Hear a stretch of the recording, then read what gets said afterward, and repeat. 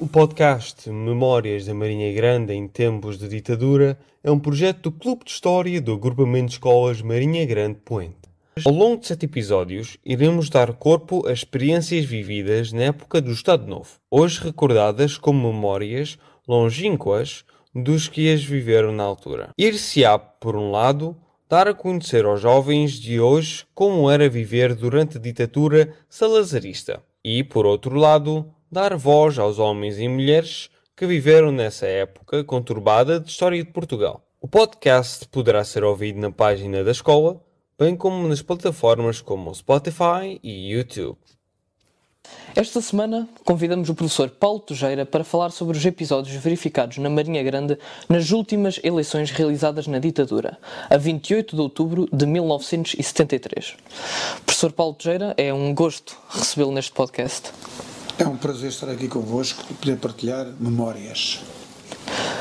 Como introdução, faremos uma breve abordagem sobre o ambiente da repressão da campanha eleitoral vivida em várias localidades, sobretudo nos sítios onde a oposição ao regime se encontrava mais organizada. A última dessas eleições aconteceu 7 meses antes da Revolução de 25 de Abril de 1974. Ao contrário do que se tinha sucedido em 1969, a oposição concorreu unida nas listas da CDE, a Comissão Democrática Eleitoral, contra as listas governamentais da ANP, a Ação Nacional Popular. O período de campanha eleitoral, durante o qual o regime prometia alguma liberdade à oposição, iniciou-se a 30 de setembro de 1973. Porém, no início de outubro, já a oposição protestava contra a repressão da campanha. A título de exemplo, no Porto, a PSP invadiu a sede do Movimento Democrático, tendo identificado todos os presentes. Impediram os oradores de se referirem à guerra colonial e de utilizarem a palavra fascismo, chegando mesmo a desligar o microfone dos oradores, provocando a indignação dos milhares de pessoas presentes. Em Leiria, a DGS, Direção-Geral de Segurança, a antiga PIDE, e a PSP vigiaram e intervieram nas reuniões da campanha eleitoral, pretendendo multar os participantes. Porém, a repressão também incidia sobre as atividades básicas de uma campanha eleitoral, como, por exemplo, colagem de cartazes, recolha de fundos e distribuição de panfletos à população por elementos da CDE, Comissão Democrática Eleitoral. Estes democratas foram detidos e presentes nas quadras pela DGS um pouco por todo o país. Em consequência deste ataque tão atroz aos direitos básicos e à liberdade de expressão, a CDE decidiu desistir do ato eleitoral de 1973, dada a repressão e a falta de liberdade verificada ao longo da campanha. Assim, os resultados das eleições de 1973 serão iguais aos de todas as outras de ditadura, com 100% de deputados eleitos pelo governo. Apesar da desistência, as sementes da liberdade estavam lançadas e em poucos meses tudo iria mudar com o 25 de Abril de 1974. Professor Paulo Tujeira, sabemos que em 1973 era um jovem com consciência política e um ativista envolvido na luta pela liberdade e pela democracia. O professor Paulo lembra-se destas eleições de 1973 na Marinha Grande? Lembro-me, sim senhora, mas antes disso queria precisar só de 2 aspectos. Quando falamos de ditadura, temos que falar de ditadura fascista, porque, na minha opinião, na minha concepção de vida, não só na minha, todo o Estado, toda a forma de Estado encerra em si uma dicotomia democracia-liberdade. Portanto, enquanto houver Estado, haverá sempre uma forma de ditadura de uns sobre outros. A minha concepção, que é marxista-leninista, tem isto como ponto essencial. Portanto, aqui referimos de facto à ditadura fascista. Esta questão das eleições, eu lembro perfeitamente, lembro-me do processo anterior às eleições, lembro-me desses ataques da polícia, ou das polícias, aos ativistas que andavam a tentar colar cartazes, a recolher fundos. Lembro-me de sessões que foram organizadas em coletividades da Marinha Grande, em que, para além dos oradores, havia sempre um membro da polícia na mesa, que de facto fazia isso. Ou seja, não temos aqui só a descrição, que é verdadeira, que está aí, que foi feita, daquilo.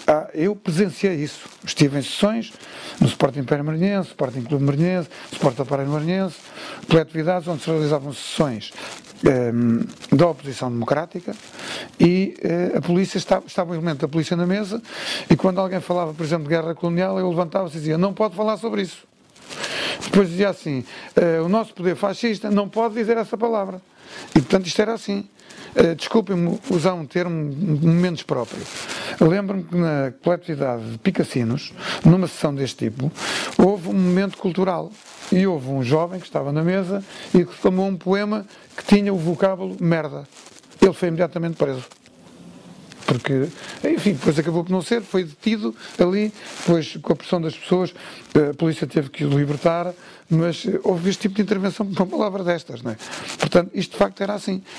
Havia uma espécie de liberdade condicionada, ou seja, podias dizer alguma coisita, podias respirar um bocadinho mais fundo, ainda como consequência daquilo que era a primavera marcelista, que seria uma certa abertura do regime, mas de facto vivíamos numa ditadura fascista e não era possível às pessoas manifestarem-se com liberdade.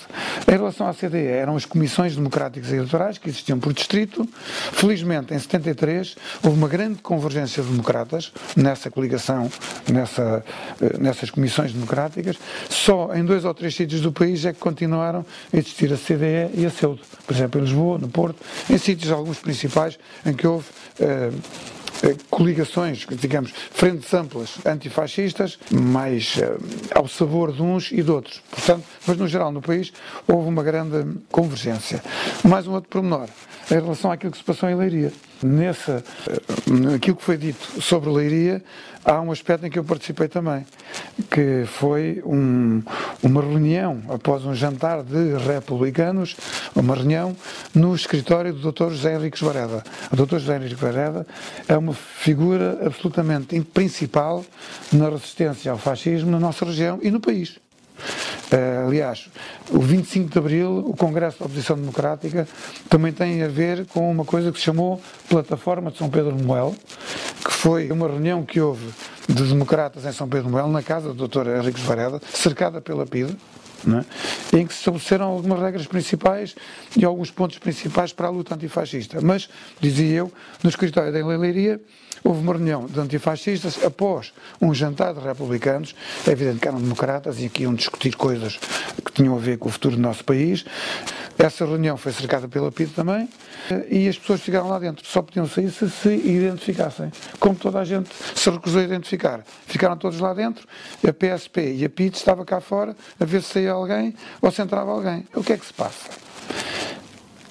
Passa-se uma reação da população. Nós aqui da Marinha Grande fomos para lá, malta de Leiria também, outros democratas, e aquilo que é conhecido como o terreiro ficou cheio de gente.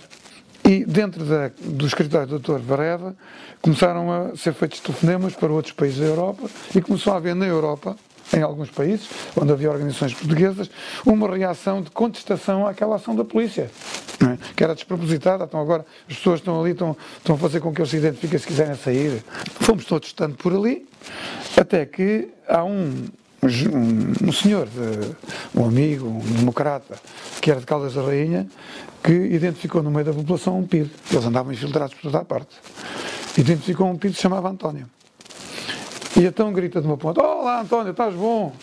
O PIDE sentiu-se mal, sentiu-se acossado, foi direito a esse jovem e pediu-lhe a identificação. Ele não teve outra forma de escapar se não dar o bilhete de identidade. Ainda não havia cartão de cidadão, era o bilhete de identidade. E então deu. E o PIDE, ali a ser acossado por toda a gente, esgrimia os papéis que tinha na mão com o bilhete de identidade, onde ele estaria a apontar os dados do indivíduo, do cidadão.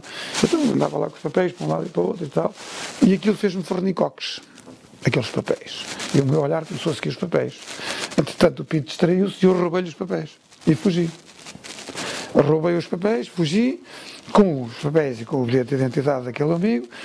As pessoas fecharam, passei entre a multidão que estava por ali, fui para o Jardim Luís de Camões, e quando começo a ver aquilo, eu tinha roubado ao PIDE o relatório de 3 dias de trabalho ali. O gajo tinha lá, todas as pessoas tinham saído, tinham entrado, aquela coisa toda. Escondi aquilo muito bem, as minhas pernas tremiam assim um bocado, porque foi uma ação, digamos assim, mudei de camisola, com medo que fosse reconhecido e tal. E assim fui ao escritório do Dr. Varela, que entretanto aquilo tiveram que deixar sair as pessoas, e fui ter com ele e disse: "Olha, tenho aqui isto." E ele: "Ainda pá, o que tu arranjaste?" Sei que estes papéis estiveram muito tempo escondidos da PIDE, em casa de uns tios meus, debaixo de um monte de caruma. Portanto, era o sítio onde estavam os papéis confidenciais.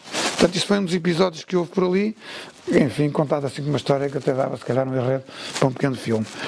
No dia das eleições propriamente dito, a Marinha Grande foi um sítio do país onde houve mais sarrafusca, onde as coisas estiveram mais inquietas. Porquê? Porque na Marinha Grande, além de todas as tradições, tínhamos já luta contra o regime, havia organizações ilegais.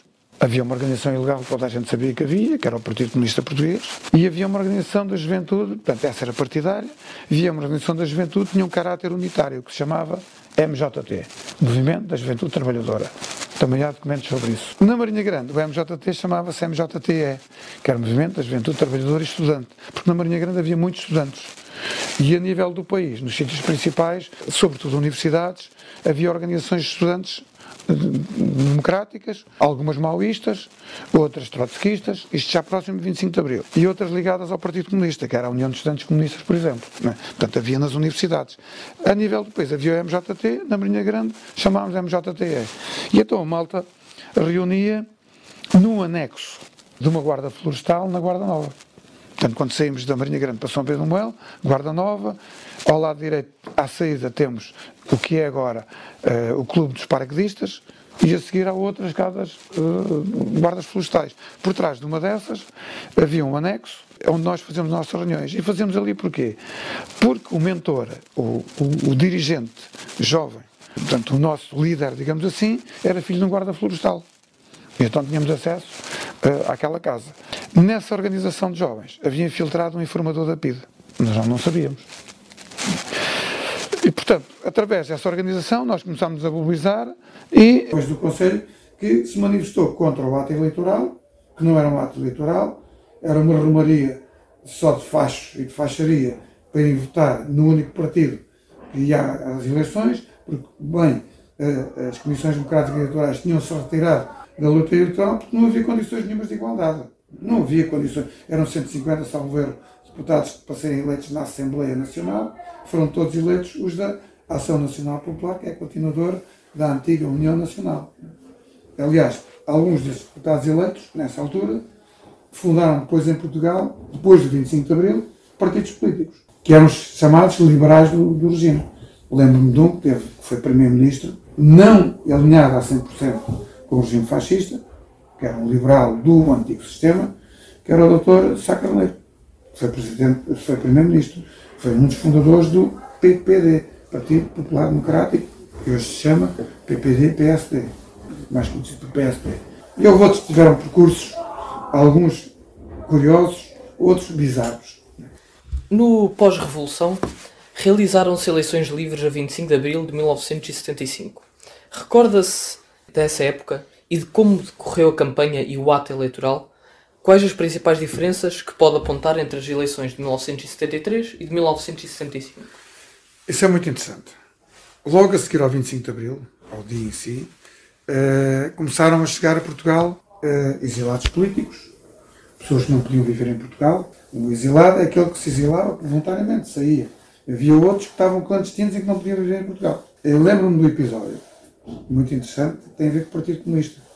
Chegou o Álvaro Cunhal, que era o secretário-geral de Lisboa, e, depois de algumas reuniões e da apresentação ao público, foi ter uma reunião com a Junta de Salvação Nacional, que foi a primeira estrutura que dirigiu o país depois do 25 de Abril. O presidente da Junta era o general António Spínola. E o general António Spínola tinha alguns receios, algumas coisas. Eu direi que não seriam propriamente receios. Ele era um fascista um pouco mais... que achava que podia haver outras soluções para as colónias, digamos assim, mas era um homem do regime. E disse ao Álvaro Cunhal, pediu ao Álvaro Cunhal para não utilizarem as foices e martelos e não publicarem coisas com foices e martelos, etc. E não usarem a palavra comunismo, disse o general. E ele respondeu, depois, em 48 anos, a PIDE não conseguiu isso. O senhor quer agora, no regime democrático, que isso aconteça. Isso é impossível. E com isto quero dizer que houve uma série de organizações políticas, de mais diversificado, maoístas, averochistas, trotskistas e outros istas, anarquistas, comunistas, socialistas, que começaram a vir à luz do dia após o 25 de Abril. Houve, digamos assim, uma pulverização de partidos. Havia partidos de mais pequeno, e quando se começou a falar em eleições, que era um dos objetivos do movimento das Forças Armadas, era haver eleições para se eleger uma Assembleia Constituinte, portanto uma Assembleia que iria redigir a nova Constituição Democrática do país. Eu lembro-me de haver algumas correntes políticas que que quando se dizia que o voto é a arma do povo, eles diziam a arma é o voto do povo. Portanto, havia estas contradições todas naquele início do processo revolucionário. Havia alguns que diziam votar é mijar contra o vento. Isto são frases da altura. O PSD, por exemplo, hoje somos poucos, amanhã seremos milhões. Os anarquistas respondiam, a culpa é vossa, tomem a pílula. Isto quer dizer que, no início de um processo democrático, após a Revolução de 25 de Abril, apareceram as coisas mais bizarras que se possa conceber. A liberdade significava, para além do exprimir uma opinião com responsabilidade, dizer tudo e mais alguma coisa que lhe viesse à cabeça. O que será uma liberdade um pouco questionável. Mas, portanto, o ambiente que se vivia é este. E muitas vezes nós temos que analisar os fenómenos tendo em conta os ambientes em que se vive. Lembro-me de outra frase dos anarquistas, que era a baixa exploração das galinhas, quem quiser ovos que os ponha. Portanto, as paredes estavam cheias de coisas deste tipo. Uma outra coisa que aparecia, e que há registros, eram murais com mensagem política. E aqui devo destacar o murais, por exemplo, do MRPP, que hoje se chama MRPP/PCTP. Tinham murais muitíssimo complexos do ponto de vista técnico e com uma característica, é que nos murais todas as formas humanas tinham os olhos à oriental, à chinês. Provavelmente eram feitos com os cantilhões vindos da China. Os cantilhões pintados na parede. Mas isto tudo são páginas da nossa história. Independentemente de acordos ou desacordos, isto existiu. Isto marcou uma época. Isto marcou um ambiente onde as pessoas foram crescendo. E é neste quadro que se dão as eleições constituintes, em que muitas vezes um partido tinha duas formas de se apresentar.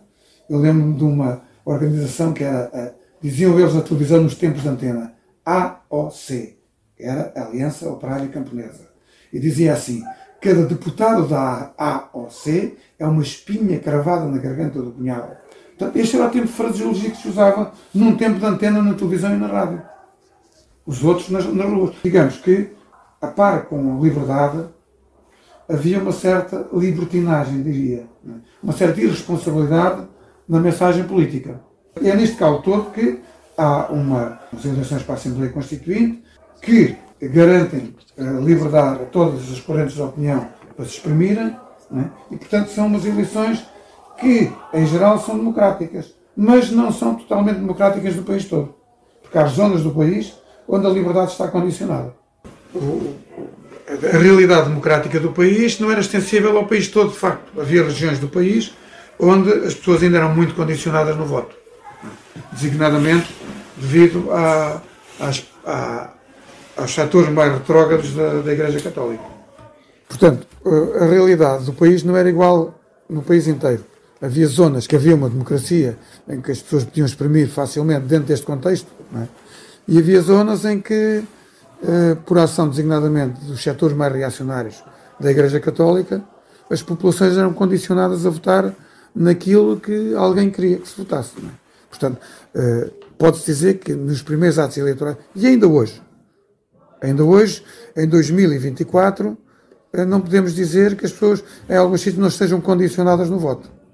Mas naquela altura provavelmente mais. Estamos a poucos dias de um ato eleitoral determinante para o nosso país. Como todos sabemos, o grande vencedor das eleições nas últimas décadas tem sido a abstenção. Na sua opinião, como justifica que ao longo destes 50 anos tenha havido um crescente aumento da abstenção em qualquer que seja o ato eleitoral? Mas é uma questão muito interessante e que as pessoas que são os ativistas da política deviam pensar. Eu creio que um dos fatores que influencia nesse sentido é, desculpem-me a terminologia, uma certa miséria da nossa educação. As nossas escolas formatam mais que o que formam, na minha opinião. E as pessoas na escola ou são particularmente perspicazes e interessadas nas coisas e usufruem aquilo que as pessoas podem dar, e se formam enquanto cidadãos, ou então andam por aqui a vegetar e a fazer mais do mesmo e a submeterem-se aos catedráticos dos Facebooks e das outras redes sociais e, portanto, andam sempre naquilo. Os nossos próprios manuais de história, de filosofia, até os outros das ciências, de outras ciências, na minha opinião, condicionam as aprendizagens das pessoas. Condicionam, mentem, aldrabam e não há a possibilidade, a não ser com a intervenção do professor, terem diversas visões sobre a mesma questão, de forma a poderem optar em consciência. Depois, cidadãos formados dessa maneira vão para a vida normal e, naturalmente, andam a custear como cidadãos. Depois, temos uma comunicação social. Estou a falar, não se viram as aspas que coloquei antes de comunicação e depois de social, que não é comunicação social, é apenas a correia de transmissão dos grandes centros de informação que querem que as pessoas digam aquilo e pensem aquilo daquela maneira. E, portanto, tudo isto condiciona as pessoas. Depois, muitos exemplos dos políticos que temos e que têm gerido o nosso país não são bons exemplos. Haverá nos partidos de poder, todos eles gente honesta, e gente que, independentemente da sua orientação política, ideológica, religiosa, etc., são pessoas que estão ali, segundo a sua perspectiva, a fazer o melhor. Mas aqueles de quem mais se fala, aqueles que mais marcam, são os que não interessam numa vida política. São os corruptos, são os gatunos, são aqueles que fazem uma série de tropelias que afastam os cidadãos da política. Os políticos não são todos iguais. Há políticos sérios, independentemente daquilo que defendam. Políticos sérios. E quando se trata de discutir política e fazer coisa política com gente séria, há sempre bons caminhos que se podem alcançar. Quando se misturam os corruptos, os ladrões, os que estão ali para se servirem e não para servirem, há sempre problemas. Todos estes problemas têm a ver com o absentismo das pessoas em relação ao ato eleitoral. E, além disso, cria outro perigo muito perigoso, passa a redundância, e que nós estamos a sentir neste momento, que é o populismo, a xenofobia, o racismo, que têm sido levados ao colo por essa tal, abrir aspas, comunicação social, fechar aspas, e que está a destruir o nosso país, designadamente a juventude. Eu ouço opiniões de jovens, fico alarmado. Passados 51 anos desde o último ato eleitoral antes da Revolução, muita coisa mudou. Hoje podemos colar cartazes, fazer comícios de livre vontade, expressar-nos sem qualquer receio de represálias e até fazer podcasts sobre estes assuntos. Mudam-se os tempos, mudam-se as vontades, mas há valores que nunca mudam. A necessidade de construirmos um mundo melhor, mais humano e mais justo para todos continua a ser hoje o grande propósito que a cada dia nos anima na luta pela plena democracia. Muito obrigado, professor Paulo, pela sua colaboração e até breve.